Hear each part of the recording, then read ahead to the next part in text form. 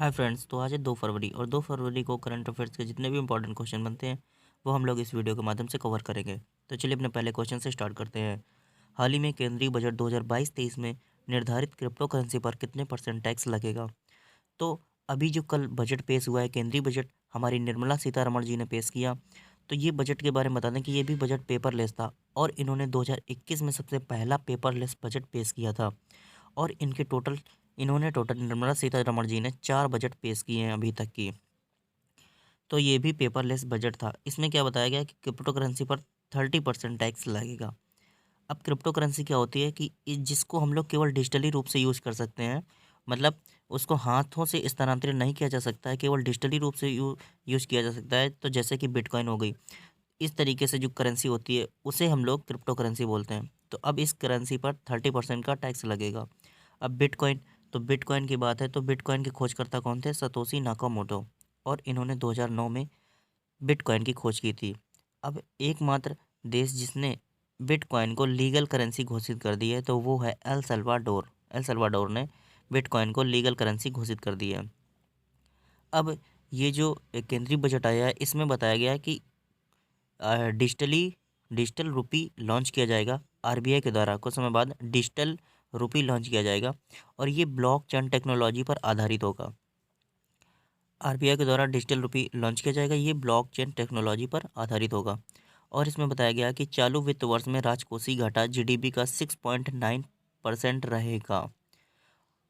ठीक है, आगे देखते हैं नेक्स्ट क्वेश्चन। हाल ही में बम चक्रवात कहाँ पर आया है?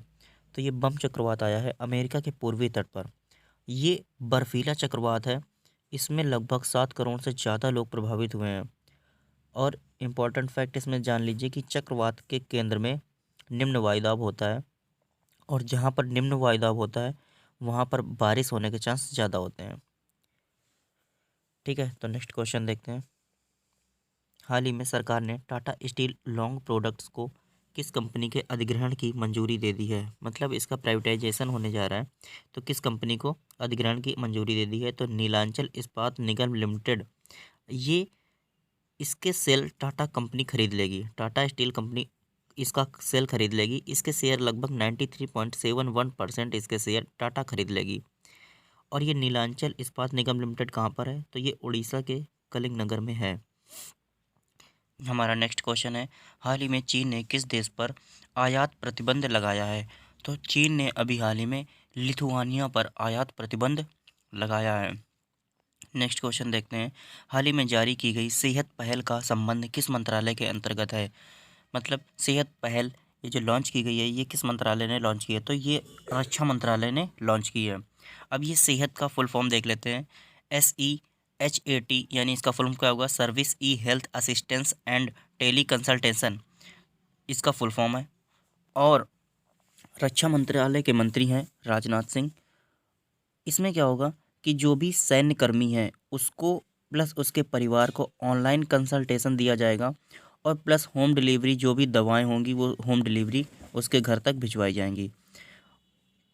तो वर्ल्ड हेल्थ डे, अब इससे रिलेटेड देख लें तो वर्ल्ड हेल्थ डे कब मनाया जाता है? तो ये मनाते हैं हम लोग 7 अप्रैल, क्योंकि 7 अप्रैल 1948 में ही WHO की स्थापना हुई थी।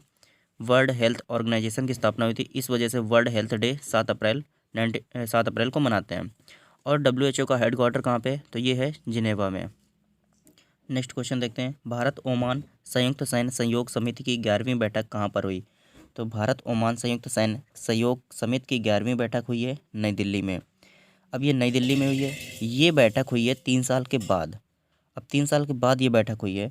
तो ओमान के बारे में देख लेते हैं। भारत और ओमान के बीच में जो एक्सरसाइजेस होती हैं वो कौन कौन सी हैं? तो वायुसेना में एक्सरसाइज होती है ईस्टर्न ब्रिज, और नौसेना में होती है नसीम अल बहर, और एक हमारी जो थल सेना में होती है वो है अल नसा। ये भारत और ओमान के बीच में एक्सरसाइजेस होती हैं। नेक्स्ट क्वेश्चन है, हाल ही में रक्षा खुफिया एजेंसी के नए प्रमुख कौन बने हैं? तो ये बने हैं GAV रेड्डी। ये रक्षा मंत्री के सलाहकार होते हैं। जो प्रमुख होते हैं रक्षा खुफिया एजेंसी के प्रमुख रक्षा मंत्री के सलाहकार होते हैं, तो वो बने हैं नए GAV रेड्डी। नेक्स्ट क्वेश्चन है, हाल ही में LIC के चेयरमैन का कार्यकाल 1 वर्ष के लिए यानी मार्च 2023 तक बढ़ा दिया गया है। उनका नाम क्या है, वह कौन है? तो वो है MR कुमार। इनका कार्यकाल मार्च 2023 तक के लिए बढ़ा दिया गया है। अब इससे रिलेटेड फैक्ट, कुछ इंपॉर्टेंट फैक्ट देख लेते हैं। ONGC की पहली महिला अध्यक्ष कौन बनी है? तो वो बनी है अलका मित्तल। अभी नाबार्ड के वर्तमान अध्यक्ष कौन है? तो ये हैं गोविंद चिंतालू। और SBI state bank of India के अध्यक्ष कौन है? तो ये हैं दिनेश खारा। और सेबी के हेड कौन है? अजय त्यागी सेबी के हेड हैं। नेक्स्ट क्वेश्चन देखते हैं। हाल ही में world game athlete of the year किसने जीता? तो world game athlete of the year 2021 ये जीता है PR श्रीजेश ने। अब ये दूसरे भारतीय प्लेयर हैं जिन्हें ये अवार्ड दिया गया वर्ल्ड गेम एथलीट। तो पहला वर्ल्ड गेम एथलीट अवार्ड दिया गया था रानी रामपाल को, जो कि हॉकी टीम की कैप्टन थी, और ये हॉकी टीम के गोलकीपर हैं PR श्रीजेश। इन्हें अभी मेजर ध्यानचंद खेल रत्न अवार्ड से भी सम्मानित किया गया था। और PR श्रीजेश को 2021 का मिला है, और रानी रामपाल 2021 का world athlete game of the year award दिया गया, और रानी रामपाल को 2019 के लिए world games athlete of the year award दिया गया था। साथ ही साथ इसके देख लेते हैं कि ICC women of the year award किसे दिया गया है? तो वो दिया गया स्मृति मंधाना को। नेक्स्ट क्वेश्चन है, हाल ही में रीबा पुरस्कार किस देश के ग्रामीण अस्पताल ने जीता? तो रीबा पुरस्कार जीता है बांग्लादेश का एक सतखीरा शहर है, वहाँ का अस्पताल है, उसका नाम है फ्रेंडशिप अस्पताल। उसने जीता है रीबा अवार्ड, यानी रीबा का फुल फॉर्म है royal and British institute of architect. और इसमें क्या करता है कि ये वर्षा जल को एकत्रित करता है। इस हॉस्पिटल में वर्षा जल को एकत्रित किया जाता है। सबसे परिवर्तनकारी इमारत के रूप में इसे यह अवार्ड दिया गया, रीबा अवार्ड। हमारा नेक्स्ट क्वेश्चन है, हाल ही में आर्थिक सर्वेक्षण 2021-22 के लिए भारत की स्टार्टअप राजधानी के रूप में किसने बेंगलुरु का स्थान ले लिया है? तो उसका आंसर है नई दिल्ली। नई दिल्ली ने बेंगलुरु का स्थान ले लिया है, किसमें? स्टार्टअप कैपिटल के रूप में। अब स्टार्टअप कैपिटल यानी सबसे ज़्यादा स्टार्टअप कैपिटल न्यू दिल्ली में हो गए हैं। 5000 से अधिक नए स्टार्टअप यहाँ पे हुए हैं, और बेंगलुरु में हुए हैं लगभग 4514 नए स्टार्टअप। और भारत में स्टार्टअप इकोसिस्टम के रूप में भारत का कौन सा स्थान है? तो भारत का स्थान है 3rd। फर्स्ट नंबर पर है अमेरिका, सेकंड नंबर पर है चाइना, और 3rd नंबर पर हमारा भारत है स्टार्टअप इकोसिस्टम के मामले में। नेक्स्ट क्वेश्चन देखते हैं, हाल ही में किस बैंक ने पतंजलि के साथ ब्रांडेड क्रेडिट कार्ड लॉन्च किया?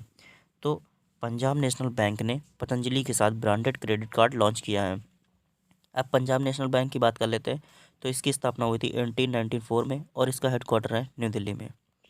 नेक्स्ट क्वेश्चन है, हाल ही में भारत का पहला जियो पार्क कहाँ पर स्थापित होगा? तो ये होगा मध्य प्रदेश के लम्हेड़ा जगह है एक गांव का नाम। तो लम्हेड़ा गांव में नर्मदा नदी के तट पर जबलपुर में, मध्य प्रदेश के जबलपुर में ये लम्हेड़ा गांव है, वहाँ पर इसका स्थापित होगा जियो पार्क। क्यों? क्योंकि वहाँ पर कुछ डायनासोर के अवशेष मिले हैं, इस वजह से उनको संरक्षित करने के लिए भूवैज्ञानिक सर्वेक्षण विभाग ने वहाँ पर जियो पार्क स्थापित करने का निर्णय लिया है। नेक्स्ट क्वेश्चन देखते हैं, हाल ही में किस राज्य सरकार ने AP सेवा पोर्टल 2.0 लॉन्च किया?